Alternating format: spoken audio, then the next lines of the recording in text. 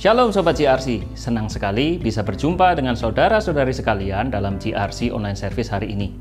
Saya berdoa kiranya kita semua dalam keadaan sehat dan bersukacita untuk beribadah kepada Tuhan. Kiranya kita senantiasa bersyukur kepada Tuhan dengan memberikan persembahan rutin maupun perpuluhan melalui nomor rekening gereja atau kode QR yang sudah tersedia di awal dan akhir video ini. Firman Tuhan hari ini akan dilayani oleh Evangelis Christian Riff. Beliau adalah Music Director di GRC Online Service. Oleh karena itu, marilah kita mengarahkan hati dan pikiran kita saat teduh sejenak.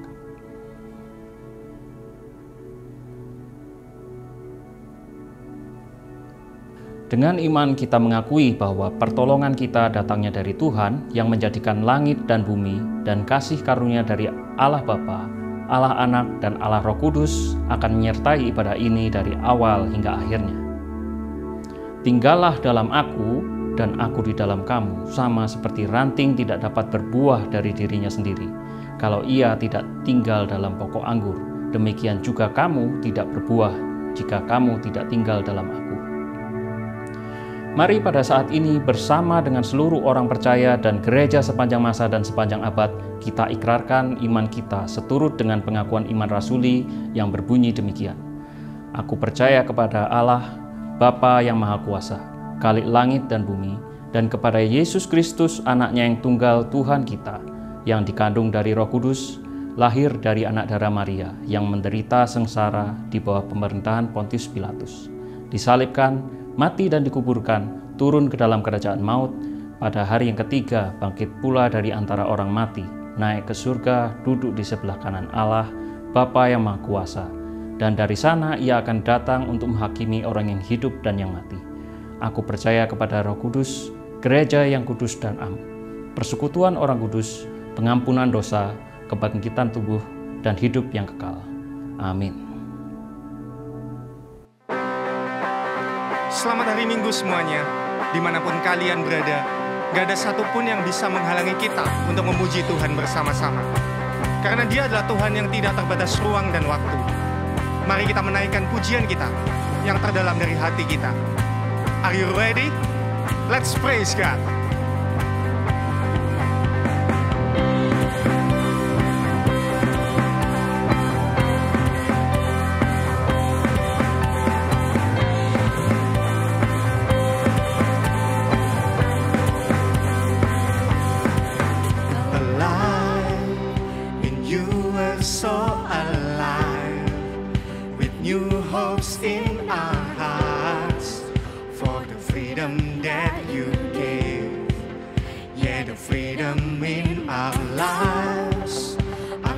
Have been redeemed by the beautiful blood of Christ. So now we come to you. So now we worship you. Make all things possible. You reign victorious. All our voices sing. All creation bring their adoration for the King who reigns in glory. Behold the one who's making all things new. For we have been redeemed. Yes, we have been set free, and you are all we need. So now our lives will shine for all to see.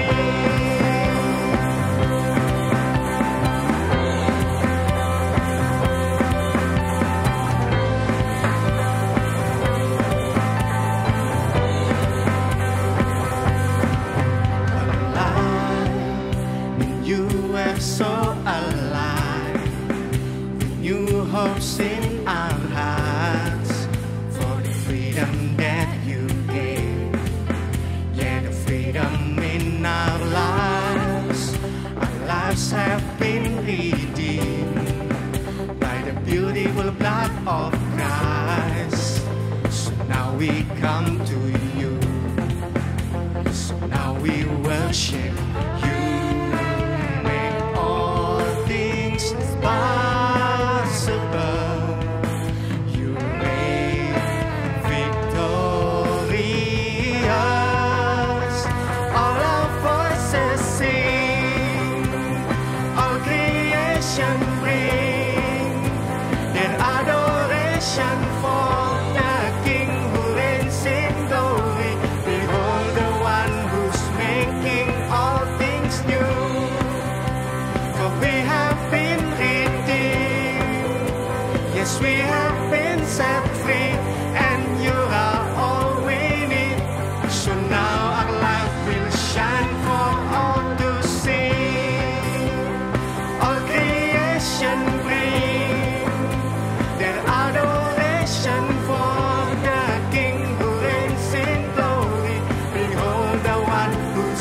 making all things new. For we have been redeemed, yes, we have been set free, and you are all we need. So now our light will shine for all to see. So now our light will shine for all to see.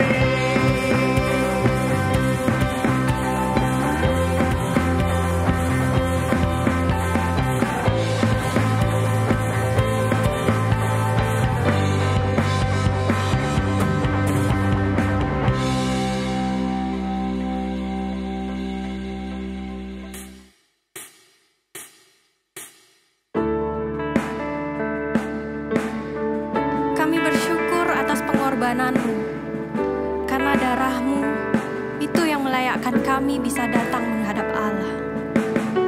Terima kasih Bapa, terima kasih.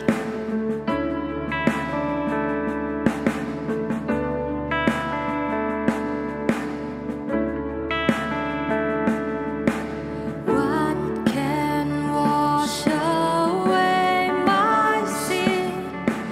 Nothing but the blood of Jesus. What can make me whole again? Nothing but the blood of Jesus. Oh, precious is the flow that makes me white as snow.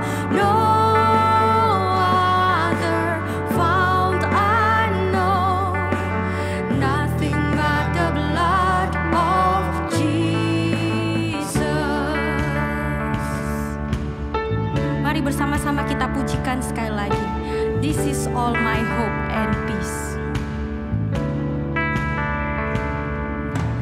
This is all my hope and peace.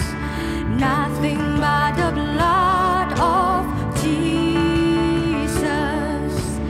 This is all my righteousness. Nothing but the blood of Jesus.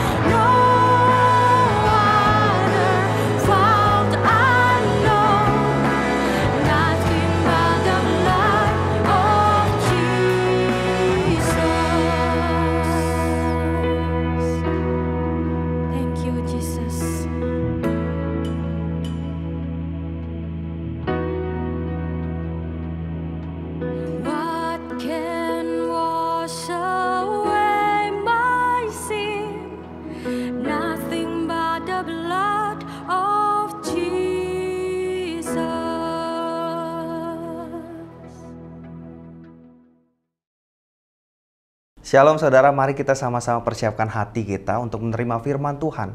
Mari kita berdoa.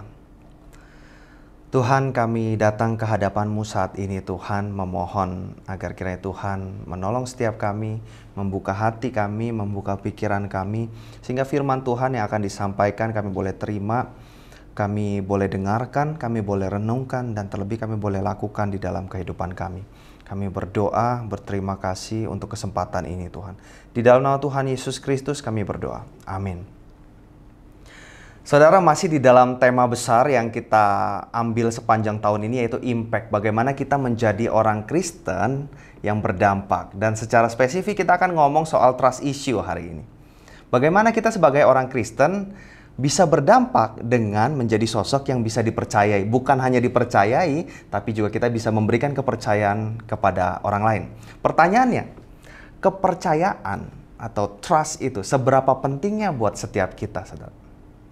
Saudara, di dalam dunia pekerjaan, di dalam dunia bisnis, di dalam dunia profesional, dunia pelayanan juga, saya mendapati ada 3 aspek penting. Yaitu yang pertama adalah soal modal. Kalau kita ngomong modal, modal bisa berupa materi, bisa berupa non-materi juga. Ilmu itu saya anggap sebagai modal. Skill, soft skill itu saya anggap sebagai modal. Penting sekali kita memiliki modal agar apa yang kita lakukan ini bisa berjalan, bisa running. Oleh karena itu kita butuh modal. Tetapi saudara, kalau kita cuma punya modal, kita nggak akan kemana-mana dan akan muter-muter di situ aja. Jadi kita perlu yang namanya gagasan atau ide. Biasanya kalau di dalam dunia pekerjaan, dunia bisnis, orang-orang investor, pemilik modal itu selalu melihat orang yang punya gagasan, punya ide. Oke, saya akan percayakan uang saya atau saya akan percayakan dana saya kepada Anda. Anda punya ide apa, akan dibawa kemana semuanya ini. Orang yang memiliki modal selalu mencari orang-orang seperti itu, yang memiliki gagasan dan ide, atau kita sering dengar namanya visi. Nah, saudara, ada hal yang lebih penting biasanya, lebih daripada itu, adalah soal track record. Adalah soal orang ini bisa dipercaya atau enggak, orang ini punya karakter, bisa dipercaya apa? Percuma. Dia punya gagasan besar, dia punya ide besar, tapi ternyata orang ini nggak bisa dipercaya. Makanya selalu dilihat portfolionya. Orang ini track recordnya gimana nih? Bisa dipercaya ada atau enggak? Jadi menurut saya di dalam 3 aspek itu, kepercayaan adalah sepenting itu. Menurut saya yang paling penting, yang bisa kita bangun mulai dari sekarang. Paling nomor 1 adalah jadi orang yang bisa dipercaya. Karakter bisa dipercaya. Sekarang, kenapa ada image bahwa orang-orang muda itu susah dipercaya? Sulit mendapat kepercayaan sehingga sering dipandang sebelah mata. Yang pertama, orang muda itu sering dianggap, pada umumnya dianggap kurang berpengalaman. Dianggap tidak berpengalaman, kurang jam terbang. Kemudian juga dianggap tergesa-gesa dalam bertindak. Jadi kalau eksekusi paling cepat, tetapi belum tentu memikirkan segala konsekuensi di balik tindakan yang dilakukan. Kemudian juga ada image bahwa orang muda itu rebel, pemberontak, maunya sendiri, independen. Bahkan ada satu quote yang kita sering dengar beberapa waktu belakangan, "You only live once." Kamu hanya hidup sekali, lakukan apa yang kamu mau. Ini image atau pandangan yang pada umumnya nempel di dalam orang-orang muda seperti saya dan saudara. Jadi kita harus gimana, saudara? Ya, dapatkan kepercayaan. Gimana caranya? Nah, hari ini kita mau belajar bagaimana kita jadi orang yang bisa dipercaya. Bukan hanya bisa dipercaya, tapi kita juga bisa memberikan kepercayaan kepada orang lain. Saya ajak setiap kita buka di dalam 1 Timotius 4 ayat yang ke-12. 1 Timotius 4 ayat yang ke-12 saya akan ajak setiap kita baca bersama-sama ya. 1 Timotius 4 ayat 12. Jangan seorang pun menganggap engkau rendah karena engkau muda. Jadilah teladan bagi orang-orang percaya dalam perkataanmu, dalam tingkah lakumu, dalam kasihmu, dalam kesetiaanmu, dan dalam kesucianmu. Menjadi orang Kristen yang berdampak dengan cara menjadi orang yang bisa dipercaya, saudara. Saudara, Timotius, ini adalah surat 1 Timotius, surat Paulus kepada muridnya, anak yang terkasih kalau dicatat di dalam Timotius 1 itu. Ditulis untuk Timotius, untuk membekali Timotius yang ditinggal di Efesus untuk membina jemaat di Efesus. Saudara, Timotius ini ikut Paulus sejak dari mudanya, sejak dari remajanya, kira-kira usia 15 tahun dia udah ikut di dalam perjalanan misi Paulus yang kedua. Ketika menjalani perjalanan misi bersama-sama dengan Paulus, dan Paulus merasa bahwa Timotius sudah waktunya untuk diberikan tanggung jawab lebih. Sehingga ketika mengelilingi Asia Kecil, Timotius itu dipercaya untuk menangani jemaat di Efesus, untuk menata jemaat di Efesus, dan juga melawan ajaran sesat yang berkembang pada saat itu. Saudara, kalau kita baca ya surat 1 Timotius dari awal sampai akhirnya, itu tuh Paulus tulis dengan detailnya. Bagaimana cara-cara menangani jemaat, bagaimana cara menjadi seorang leader, spiritual leader atau seorang pastor menggembalakan jemaat. Cara berdoa, mengenai sikap di dalam beribadah, memilih diaken, memilih penilik jemaat, itu semua ditulis oleh Paulus secara detail. So, jadi Timotius sekarang ketika ditinggalin jemaat di Efesus, dia pegang semua toolsnya. Aman. Tetapi apa yang menjadi tantangan bagi Timotius? Yang menjadi tantangan adalah ternyata usia, saudara. Kemudaannya menjadi tantangan bagi dirinya sendiri. Saudara, di dalam budaya timur, usia Timotius kira-kira pada saat itu 30 awal ya. Di dalam budaya timur, orang usia segitu itu masih dianggap muda. Bahkan orang yang belum menikah itu dianggap masih muda, belum dewasa. Persepsi soal senioritas di dalam budaya timur itu begitu kuat dan begitu lekat ya. Soal senior dan soal usia, soal itu menjadi begitu penting di dalam budaya timur, saudara. Saya sendiri pernah mengalami, saudara, ketika SMA, pertama kalinya saya sekolah masuk di asrama. Masuk di asrama, saya kelas 1, kelas 2 SMA pada waktu itu, saya masuk di asrama, kemudian ketemu teman setingkat. Senioritas begitu tinggi di sekolah saya pada waktu itu. Sampai saya diingatkan teman setingkat saya, teman sekelas saya yang udah tinggal di asrama lebih lama. Dia dari SMP, saya dari SMA. Diingatin bahwa kalau masuk asrama, di sini senioritas tinggi banget. Hati-hati, mesti hormat sama senior. Jadi ketika masuk di dalam asrama itu ada satu jalan, saudara. Jalan, nah biasa tuh kalau sore-sore senior pada duduk tuh di kiri kanan jalan. Sehingga kalau kita jalan terus ke sana, mesti permisi, mesti agak nunduk, mesti bilang, misi bang. Dan juga satu lagi yang diingetin sama dia, jangan sekali-sekali melihat mata senior, itu begitu penting, saudara. Karena ada kejadian, begitu temen ada yang baru, nggak tahu apa-apa, nggak dikasih tahu juga, ngelihat mata senior, senior langsung nggak seneng, dianggap tidak hormat, mata lo gitu. Dianggap tidak menghormati senior. Cuma masalah pandangan. Senioritas sebegitu pentingnya di dalam budaya timur, saudara. Satu waktu juga saya ngobrol dengan rekan pendeta, rekan hamba Tuhan juga. Dia itu mengalami pengalaman bagaimana dipuji, tanda kutip, dipuji dengan dua orang dengan budaya yang berbeda. Budaya barat dan budaya timur. Orang ini begitu hebat ya, pinter. Waktu dipuji sama orang barat, dia pernah sekolah di Amerika, dipujinya gini, saudara. Wah, kamu hebat, kamu banyak pengetahuan, tahu macem-macem, masih muda lagi. Itu pujian dari orang barat. Kalau pujian dari orang yang budaya timur, sekelas sama dengan kita, pujiannya seperti apa, saudara? Wah, kamu berbakat, kamu tahu banyak hal, kamu punya pengetahuan yang banyak. Sayangnya kamu masih muda. Beda ya, saudara ya. Jadi begitu pentingnya usia sehingga itu membuat Timotius agak minder, menjadi tantangan bagi dia. Karena orang-orang yang dihadapi di jemaat Efesus adalah orang-orang yang mayoritas usianya lebih tinggi. Dipandang sebelah mata, diremehkan. Itu tantangan yang pertama. Tantangan yang kedua apa? Tantangan yang kedua adalah dibanding-bandingkan. Timotius di sini dibanding-bandingkan dengan pendahulunya. Siapa? Yaitu seniornya sendiri, gurunya sendiri, atau ayah rohaninya sendiri, yaitu Paulus.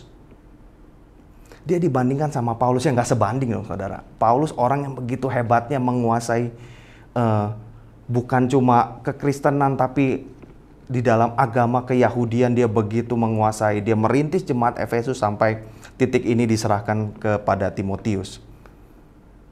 Paulusnya nggak merasa insecure dengan adanya orang muda yang hebat juga. Tetapi dari sisi Timotiusnya merasa minder terhadap sosok Paulus yang dulu. Dan pastinya semua jemaat Efesus pun membandingkan ya. Secara sadar tidak sadar. Dulu dipimpin Paulus bagaimana, sekarang dipimpin Timotius bagaimana. Itu yang membuat tantangan bagi Timotius. Bayangin aja saudara. Ya ini omongan menghayal ya. Kita tiba-tiba dikasih kepercayaan untuk pegang satu perusahaan Tesla yang didirikan sama Elon Musk ya. Itu kan orang yang begitu hebatnya, kita pasti minder. Nggak ada apa-apa, nggak sebanding. Itu dua tantangan yang dialami Timotius oleh karena kemudaannya. Semua tool sudah ada, cara-cara udah disiapin Paulus untuk menangani jemaat, tapi masalahnya di sini Timotius belum dapat trust-nya, belum dapat kepercayaan dari jemaat Efesus karena dianggap junior. Jadi gimana? Paulus bilang, jangan seorang menganggap engkau rendah karena engkau muda. Jangan engkau sampai diremehkan karena kemudaanmu. Artinya apa? Kita itu bisa tidak dianggap rendah cuma karena usia kita yang muda. Paulus bilang, jangan kamu sampai diremehkan karena kemudaanmu. Caranya gimana? Ya jadilah teladan, Paulus bilang. Jadi teladan adalah solusinya, saudara. Orang muda bisa dianggap dewasa jika memiliki teladan. Saya ulang, orang muda bisa dianggap dewasa jika memiliki teladan. Kenapa? Karena kedewasaan itu tidak identik dengan usia.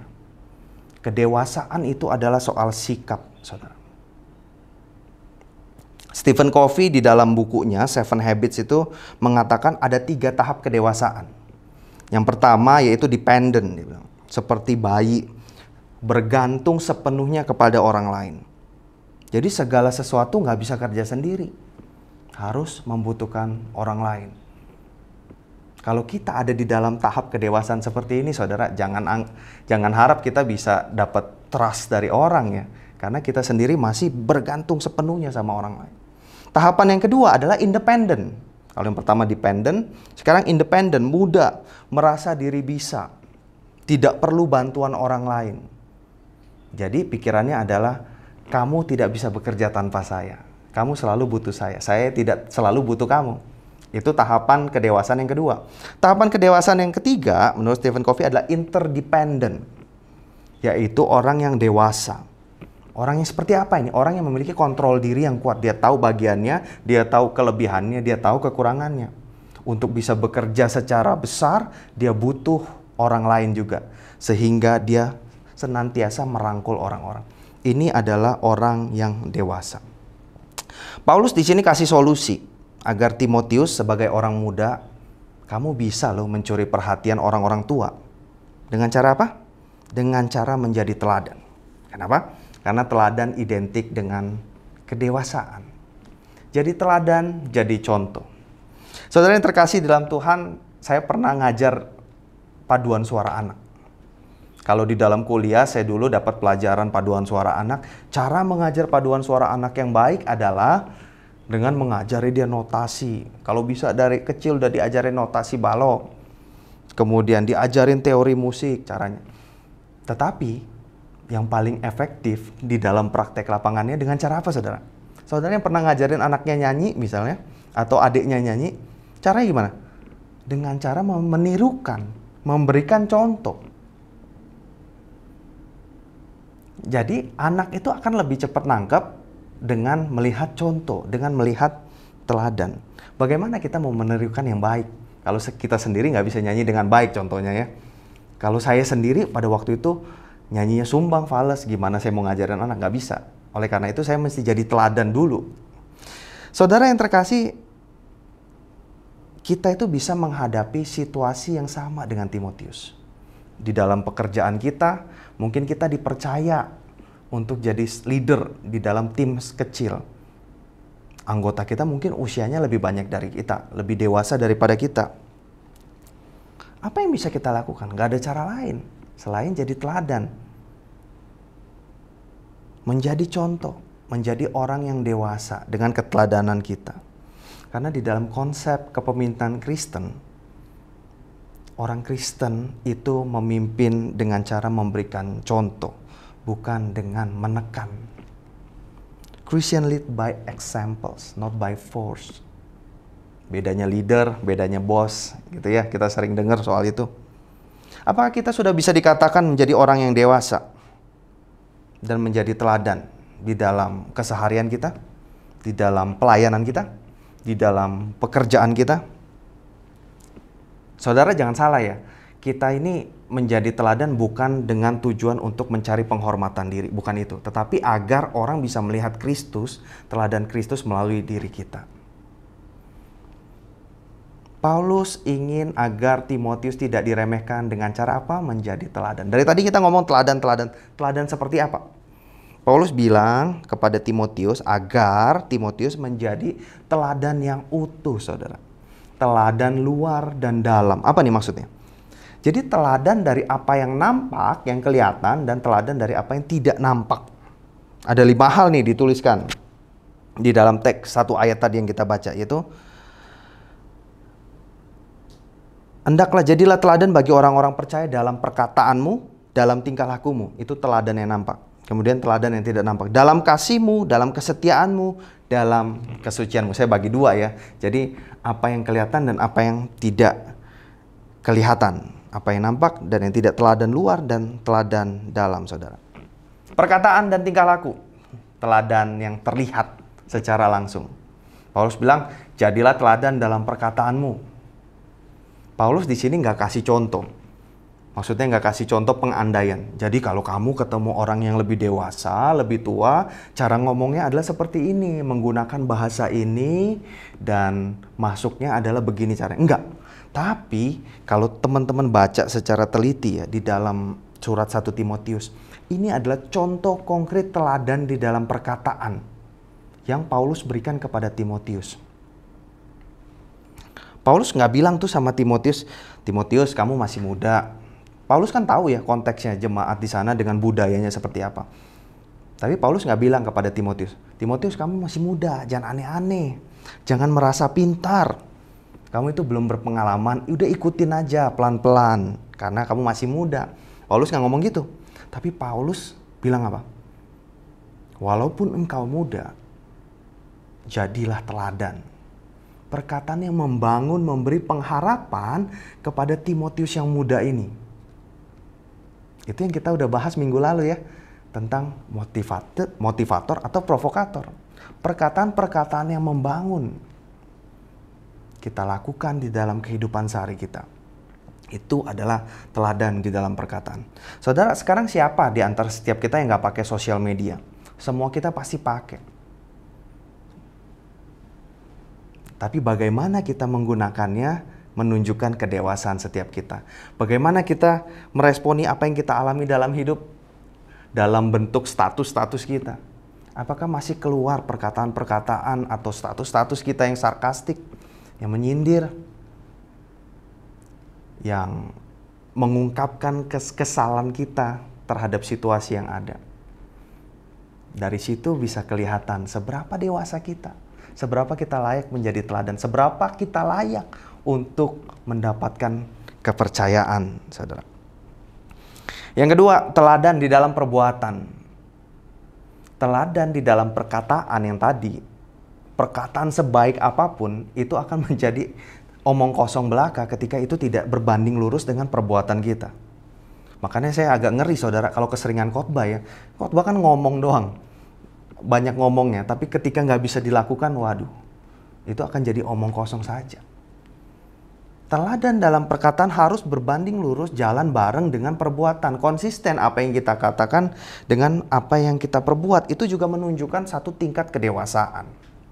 Itu juga menunjukkan bahwa kita itu layak untuk dipercaya. Artinya omongan kita bisa dipegang, saudara, dengan tindakan kita yang sesuai. Paulus ingin agar Timotius itu nggak diremehkan karena kemudaannya.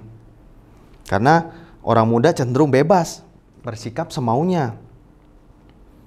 Paulus di sini ingin agar Timotius bisa mencuri perhatian orang tua dengan kekonsistenan antara perkataan dan perbuatan. Itu teladan yang nampak. perkataan dan perbuatan. Tetapi itu semua tidak akan bisa terjadi kalau nggak ada teladan yang dari dalam. Apa itu? Kualitas yang dari dalam yaitu kasih, kesetiaan, dan kemurnian kesucian. Saudara berbicara soal kasih. Kebetulan saya juga lagi persiapan khotbah tentang kasih. Saya itu lihat di dalam Yohanes 15. Di sini Paulus selalu merujuk kepada kasih Allah. Kasih Allah kepada Kristus, kasih Kristus kepada manusia. Kalau di dalam Yohanes mulai pasal 13 sampai pasal 17, itu Kristus mempersiapkan akan kematiannya. Dia pesenin kepada murid-muridnya, ngomongnya apa saudara? Kalau saudara baca Yohanes 13 sampai 17 itu ngomongnya cuma saling mengasihilah kamu. Saling mengasihilah kamu. Kuberikan perintah baru. Perintah barunya apa? Yaitu kalian harus saling mengasihi. Akulah pokok anggur yang benar. Tinggal di dalamku, aku di dalam kamu, maka kamu akan berbuah. Tinggallah di dalam kasihku, sama seperti Bapa mengasihi aku, Yesus, maka aku juga telah mengasihi kamu. Jadi tinggal di dalam kasih. Apa maksudnya tinggal di dalam kasih? Tinggal di dalam kasih artinya Tuhan Yesus bilang, turut segala perintahku. Perintahnya apa? Perintahnya adalah saling mengasihi. Saling mengasihi seperti apa? Tuhan Yesus bilang lagi, sama seperti seorang sahabat yang mengorbankan nyawanya demi sahabatnya. Tuhan Yesus bilang, kamu nggak lagi aku anggap hamba, tapi aku anggap sebagai sahabat. Mengasihi, mengasihi, mengasihi. Sebegitu besarnya kasih Tuhan, itu adalah contoh teladan yang sempurna agar kita itu bisa mengasihi. Kenapa? Karena cenderungnya manusia itu punya kasih yang semu, kasih yang transaksional, kasih yang apa untungnya buat saya, baru saya bantu kamu mengasihi. Sedangkan yang Kristus kasih adalah kasih yang sejati, kasih yang penuh pengorbanan. Kalau di dalam Roma itu, Paulus bilang bahwa ada orang yang mungkin mau mati untuk orang benar. Mungkin juga ada yang mau mati untuk orang baik. Tetapi Tuhan Yesus, apa yang Tuhan Yesus lakukan? Dia mati bagi orang berdosa. Yaitu setiap kita, saudara. Orang berdosa itu gambarannya seperti apa? Seperti yang Pak Beni sampaikan di khotbah Natal tahun lalu. Pak Beni itu bilang ya, satu ilustrasi terakhir. Beliau bilang, seperti dokter muda yang mau menikahi seorang PSK tua yang udah sakit HIV, yang udah nggak bisa ngapa-ngapain. Tujuannya apa? Nggak ada. Untungnya apa? Nggak ada. Tujuannya adalah kasih. Untungnya apa? Nggak ada. Ruginya apa? Banyak. Serugi-ruginya. Tapi Tuhan Yesus melanggar semuanya itu untuk memperoleh kita kembali. Itu gambaran kasih yang sejati, saudara. Bukan kasih yang semu, bukan kasih yang transaksional, menguntungkan buat saya baru mengasihi kamu.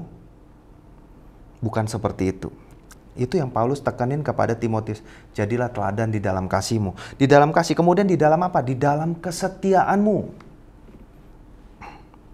Konsep yang tertanam di dalam kaum itu ya, senior ya. Konsep yang tertanam di dalam kaum senior adalah bahwa kaum muda, kaum yang junior itu sulit untuk setia. Belum teruji kesetiaannya. Itulah kenapa Paulus tekanin akan hal ini. Teladan di dalam kesetiaanmu. Keteladanan dalam kesetiaan itu hanya bisa terlihat ketika tidak ada yang melihat kita. Saudara, kalau semua orang melihat kita, kita itu bisa berlaku jaim ya. Kita melakukan yang terbaik. Tetapi ketika hanya kita sendiri berhadapan dengan Tuhan, disitulah teruji sebenarnya kesetiaan kita. Apakah kita tetap melakukan dengan tekun pekerjaan kita, apa yang Tuhan sudah titipkan kepada setiap kita ketika tidak dilihat orang? Teladan di dalam kesetiaan. Kalau anak kecil sulit untuk setia. Anak kecil sulit untuk setia. Kenapa? Karena mudah bosan. Orang yang tidak dewasa sulit untuk setia, saudara. Orang yang dewasa baru bisa dikatakan dewasa ketika ia setia. Oleh karena itu, di dalam membangun kepercayaan, building trust kepada orang lain, itu tidak semudah membalikkan telapak tangan, tetapi ada proses yang harus dilalui untuk bisa mendapatkan kepercayaan dari orang lain, saudara. Saya pernah bicara dengan satu rekan hamba Tuhan dari Surabaya. Dia cerita soal pengalaman beliau ya. Butuh 15 tahun, kata beliau, untuk bisa melakukan perubahan-perubahan kecil di gereja. Dia bagi dalam 3 tahap. 5 tahun pertama, saya itu di antara ada dan tiada. belum dianggap sama orang. 5 tahun berikutnya baru mulai diperhatikan, oh, orang ini bisa. 5 tahun berikutnya baru bisa melakukan perubahan sedikit demi sedikit, saudara. Kesetiaan itu teruji oleh waktu. Mungkin dengan kemajuan seperti sekarang ini, mungkin waktunya bisa dipersingkat, tetapi bukan tiba-tiba. Tetap butuh waktu, butuh proses untuk membuktikan kesetiaan itu, saudara. Dan terakhir pesan Paulus kepada Timotius adalah teladan di dalam kesucian. Kesucian maksudnya di sini originalitas, genuine, hati yang tulus, transparan, yang kudus. Yang juga sering menjadi problem bagi setiap kita, anak-anak muda, soal kekudusan hidup, saudara. Paulus ingatkan Timotius, kamu juga harus menjadi teladan di dalam kekudusan hidupmu. Saudara, kita udah belajar banyak sekali dari satu ayat ini. Bagaimana agar kita bisa memperoleh kepercayaan dengan cara menjadi teladan. Teladan apa? Teladan yang nampak dan tidak nampak dalam perkataan, perbuatan, kasih, kesetiaan, kesucian hidup. Bukan hanya kita belajar untuk bisa dipercaya orang, tapi kita lihat dari Paulus bagaimana dia mempercayai Timotius, memberikan kepercayaan kepada Timotius. Banyak sekali yang kita pelajari hari ini, saudara. Dan saya mau tutup dengan sebuah penutup, saudara. Saya mau bilang bahwa ketika kita itu tidak dipercaya sebagai orang-orang yang usianya masih muda, dianggap muda, itu adalah hal yang sangat wajar. Itu adalah hal yang sangat umum terjadi. Jangan gampang baper. Karena dari masa sebelum Masehi juga kejadiannya seperti itu, saudara. Bagaimana kita menyikapi ketika orang tidak bisa percaya sepenuhnya kepada kita pada awalnya? Orang menganggap remeh kita, melihat kita sebelah mata, bukan sepenuh mata. Bagaimana kita merespon terhadap orang? Disitulah menunjukkan seberapa dewasanya kita. Seberapa kita bisa berdampak. Ketika kita memperoleh kepercayaan dan juga dapat mempercayakan kepada orang lain, nah ini baru hal yang tidak umum. Dan di situ juga kita bisa menjadi sosok yang dewasa dengan cara menjadi teladan. Saudara, saya mau kasih tahu setiap kita bahwa jangan harap kita itu bisa membangun trust itu dengan mudah. Karena itu semua butuh usaha keras, konsistensi, kesetiaan di dalam menjalani panggilan Tuhan atas hidup kita masing-masing. Tapi apakah tidak mungkin? Enggak. Mungkin. Kita dimampukan oleh Kristus yang telah mengasihi kita begitu rupa. Menjadi teladan yang sempurna bagi setiap kita. Sehingga kita juga harus menjadi teladan bagi orang lain. Berdampak dengan cara bisa jadi orang yang dipercaya. Mari kita sama-sama berdoa, saudara.